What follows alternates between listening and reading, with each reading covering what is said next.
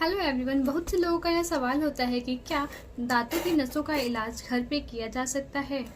आज हम इसी टॉपिक पे बात करेंगे कि दांतों का इलाज घर पे किया जा सकता है या नहीं किया जा सकता है।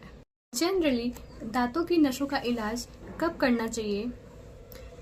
क्या होता है, जब हमारी दांतों में लगी हुई कैविटी, लगा हुआ कीड़ा हमारी दांतों की नसों तक पहुंच जाता है, मतलब कि हमारे दांतों के पल्प तक पहुंच जाता है, तो फिर हमें दांतों की नसों का इलाज करना पड़ता है, जिसको हम रूट कैनाल ट्रीटमेंट कहते हैं।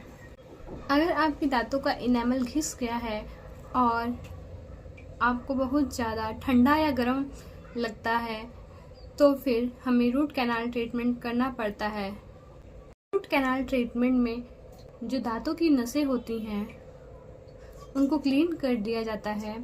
दांतों की नसों में जो कैनाल होता है उसको क्लीन कर दिया जाता है, जिससे और क्लीन करके उसमें आर्टिफिशियल नसें डाल दी जाती हैं। फिर आपको वो ठंडा या गर्म लगना बंद हो जाता है। अगर आपके दांत में पस बन गया है, एब्सेस बन गया है, दांत ब्रेक हो गया है, ऐसे कंडीशन में भी रूट कैनाल ट्रीटमेंट करना पड़ता है। दांतों की नसों का इलाज इस प्रोसेस को ही बोला जाता है। लेकिन बहुत सारे लोगों को नहीं पता होता है कि रूट कैनाल ट्रीटमेंट होता क्या है। डॉक्टर उनको कॉमन लैंग्वेज में बताते हैं कि आपकी दांतों का नसों का इलाज होगा। लोगों के मन में यह सवाल आता है कि क्या दांतों की नसों का इलाज घर पे रह के नहीं किया जा सकता है, या फिर अगर ठंडा गर्म लग रहा है तो क्या इसके लिए कोई होम रेमेडी नहीं है। ऐसे क्वेश्चंस बहुत बार मुझसे लोग पूछते हैं। तो रूट कैनाल ट्रीटमेंट का कोई भी होम रेमेडी नहीं होता है।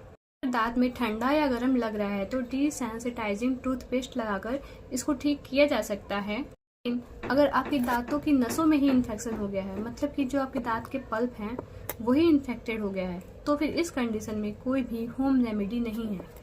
आपको उसका ट्रीटमेंट करवाना पड़ेगा, जिसको हम रूट कैनाल ट्रीटमेंट